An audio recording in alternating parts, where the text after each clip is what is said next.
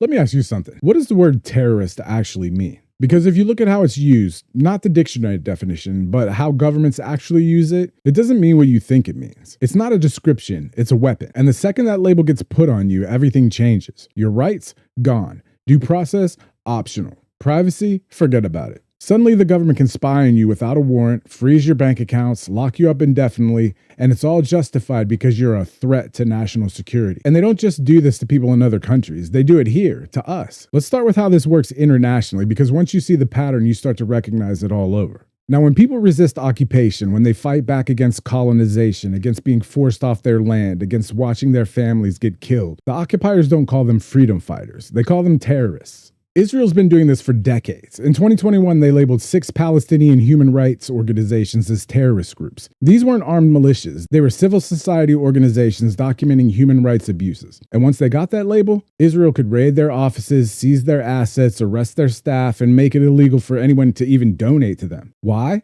Because documenting war crimes is dangerous, not to civilians, to power. Hamas, designated a terror organization by the US government, but Hamas was elected by the Palestinian people in 2006. Now, whether you agree with their tactics or not, they're a resistance movement born out of decades of occupation and oppression. But calling them terrorists is easier than asking why people under military occupation might resist. Because if you start asking why, you might have to look at who's actually doing the oppressing, and the people in power can't have that. Now let's talk about what they're doing here, because the exact same playbook is being used against Americans who dare to challenge the system. In December 2025, Attorney General Pam Bondi sent out a memo directing federal law enforcement to create a list of domestic terrorist organizations. And what gets you on that list?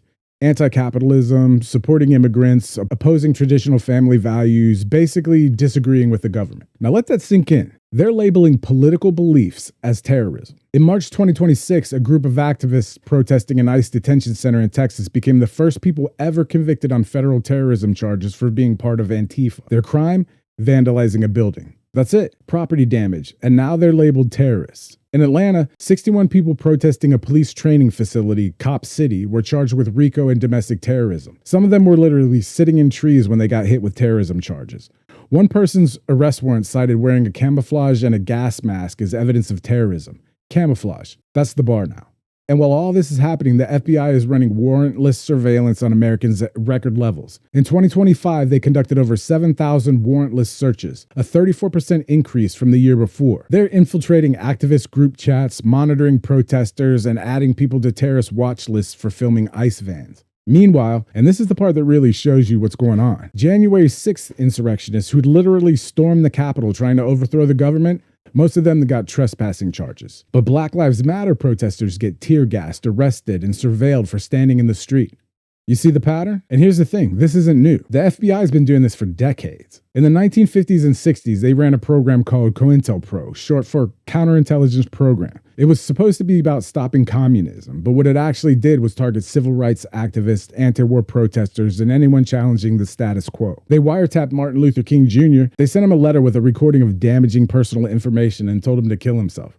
They infiltrated black organizations, fabricated documents to create infighting, and tried to destroy movements from the inside. And they called these people black extremists and black nationalist hate groups. Sound familiar? Because in 2017, the FBI created a new fake category, Black Identity Extremists. Same playbook, new name. They did it to discredit the movement for Black lives, just like they did to Martin Luther King, Malcolm X, and the Black Panther Party. And after 9/11, they codified it into law. The PATRIOT Act, passed 6 weeks after 9/11 with almost no oversight, gave the government sweeping surveillance powers. Warrantless wiretapping, mass data collection, indefinite detention without trial. It was sold as a tool to keep us safe from foreign terrorists. But it's been used to spy on activists, protesters, anyone the government decides is a threat.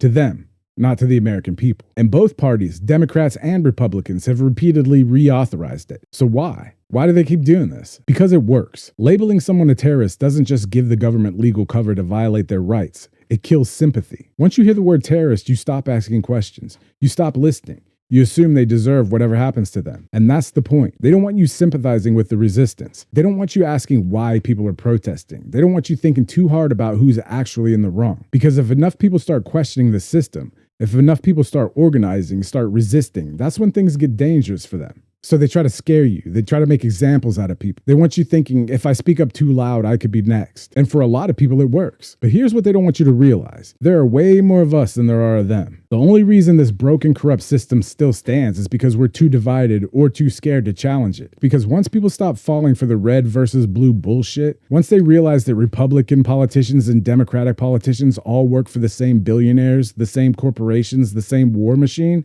that's when unity becomes dangerous for them. That's why they work so hard to keep us afraid, keep us quiet, keep us divided. Because a united people is unstoppable. So yeah, I'm going to keep speaking out. Maybe it's reckless. Maybe I'm putting a target on my back. I really don't care. Because staying silent is exactly what they're counting on. And I'm just too much of an asshole to give them that. Resistance is not terrorism. Fighting for justice, for dignity, for a world where everyone can thrive, that's not terrorism. The people crushing dissent, stripping away rights, and calling you a terrorist for demanding better, that's where the real threat is. So don't let them scare you into silence. Speak up, organize, resist. It's not just our right, it's our responsibility.